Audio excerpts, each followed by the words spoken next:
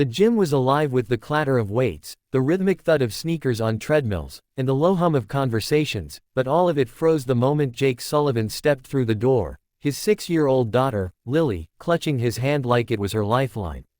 Heads turned, not because Jake was a stranger. Everyone at Iron Pulse Gym knew the quiet single dad who showed up every Saturday morning, his daughter in tow, but because today, something felt different.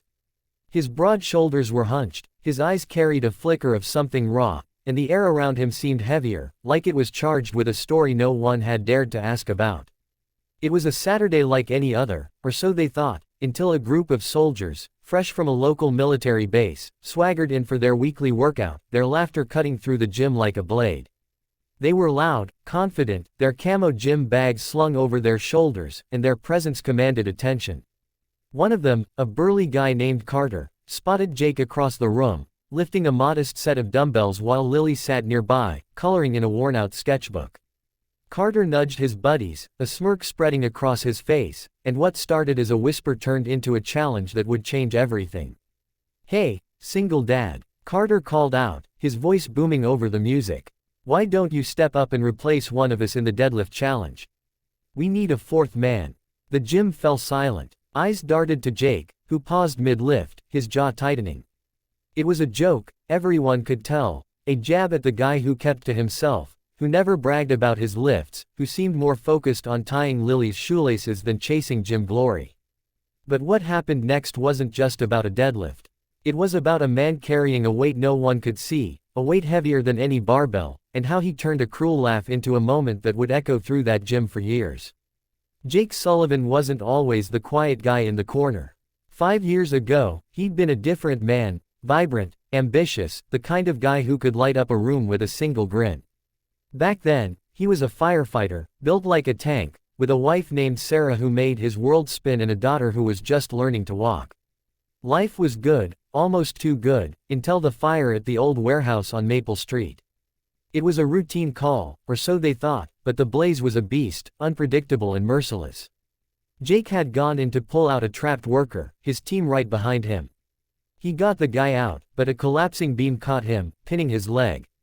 His team dragged him free, but the damage was done, his knee was shattered, his career over. Worse, Sarah couldn't handle the aftermath. The hospital bills, the mood swings, the way Jake's spark dimmed as he fought through physical therapy. She left when Lily was 2, leaving a note that said, "I can't do this anymore." Jake didn't talk about it, didn't cry about it, at least not where anyone could see. He poured everything into Lily, his little girl with her mother's bright green eyes and a laugh that could make even his darkest days feel bearable. The gym became his sanctuary, not for vanity but for survival. Every lift, every rep, was a way to rebuild what the fire had taken, to be strong enough to carry Lily through life alone. But the gym was also where he felt the eyes, the pity, the unspoken questions about why a guy like him, broad-shouldered, still strong despite the limp, never pushed himself like the others. He didn't care what they thought. He was there for Lily, for the promise he'd made to himself to be the dad she deserved. That Saturday, though, the soldiers' challenge wasn't just a joke, it was a spark thrown into dry grass. Carter and his crew were regulars. At Iron Pulse, part of a local National Guard unit that trained hard and played harder. They'd turned the deadlift rack into their stage, stacking plates and hyping each other up for a friendly competition to see who could pull the most weight. The gym's owner, a grizzled ex-boxer named Tony, had even set up a leaderboard, and the soldiers dominated it. Carter, the ringleader, was a beast, 6'3", all muscle, with a personal record of 600 pounds. His buddies, Mike and Travis, weren't far behind, each capable of pulling over 500. The challenge was simple. Each man would attempt their max lift, and the highest number won bragging rights. But they were short a fourth competitor after their buddy got called away for duty. That's when Carter's eyes landed on Jake, who was wiping sweat from his brow and helping Lily with her crayons. The gym was packed, maybe 30 people scattered across the machines, all of them now watching as Carter's voice carried. "Come on, man, don't be shy," Carter teased, his buddies chuckling. "You look like you can handle a little weight. Or are you just here to babysit?" The word babysit hit like a slap, and Jake's hand froze on Lily's sketchbook. He looked up, his blue eyes locking onto Carter's, and for a moment, the gym felt like it was holding its breath. Jake didn't respond right away. He never did when people pushed him. He'd learned to let things slide, to focus on what mattered: Lily, his recovery, the small life they'd built. But something about Carter's tone, the way his buddies laughed, the way the whole gym seemed to lean in, waiting for Jake to back down, lit a fire in him he hadn't felt in years. He stood slowly, his bad leg aching as he put weight on it, and walked over to the deadlift rack. Lily trailed behind, clutching her sketchbook, her eyes wide with a mix of curiosity and worry. "Daddy, are you gonna lift the big weights?" she whispered. Jake knelt down, brushing a strand of hair from her face. "Just gonna try, sweetheart," he said softly, his voice steady but his heart pounding. The soldiers exchanged glances, clearly expecting Jake to fumble or back out. Tony, the gym owner, raised an eyebrow but said nothing, sensing something in Jake's posture that hadn't been there before. The crowd gathered closer, phones out, ready to capture what they thought would be a quick laugh. Jake stepped up to the bar, loaded with 225 pounds for a warm-up, and the room went quiet again. He wasn't just lifting weights, he was lifting the weight of every doubt, every pitying glance, every night he'd spent wondering if he was enough for Lily. He gripped the bar, his calloused hands steady, and took a deep breath. His knee screamed as he bent down, the old injury reminding him of its limits, but Jake didn't care. He pulled, slow and controlled, and the bar came off the ground. The plates clinked as he locked out the lift, standing tall, his face a mask of focus. The gym erupted in scattered claps, but Carter wasn't impressed. "That's a warm-up, Dad," he said, smirking. "Let's see you handle some real weight." He nodded to Mike, who added more plates, bringing the bar to 405 pounds, a weight Jake hadn't touched since before the fire. The crowd murmured, some shaking their heads, others whispering about his limp. Jake glanced at Lily, who was watching him with those big green eyes, her sketchbook forgotten. "You can do it, Daddy," she said, her voice small but fierce. That was all he needed. He stepped up again, chalk dust rising as he clapped his hands, and gripped the bar. The room was a vacuum, every sound swallowed by anticipation. His knee buckled slightly as he pulled, but he didn't stop.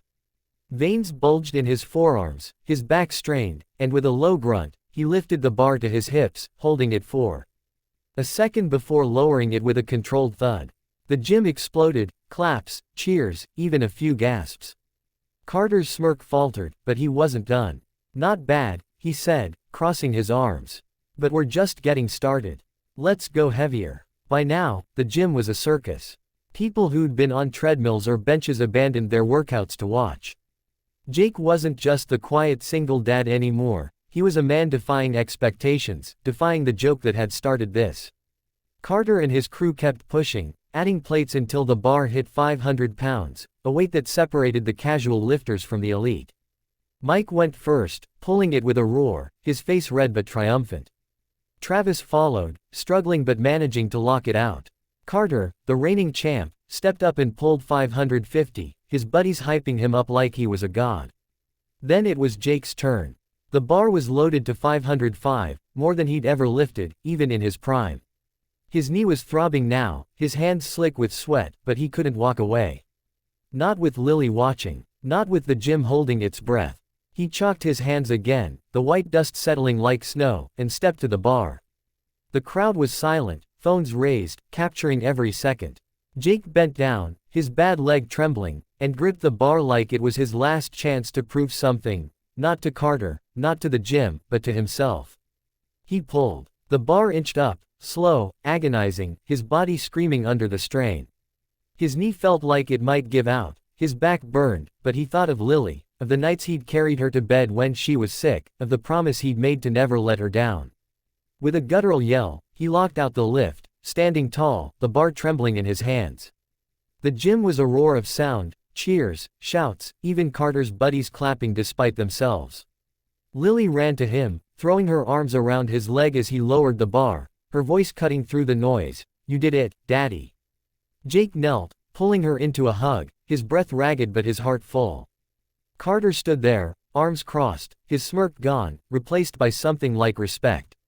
But Jake wasn't done. He looked at Tony, who was watching with a grin, and said, "Load it to 600.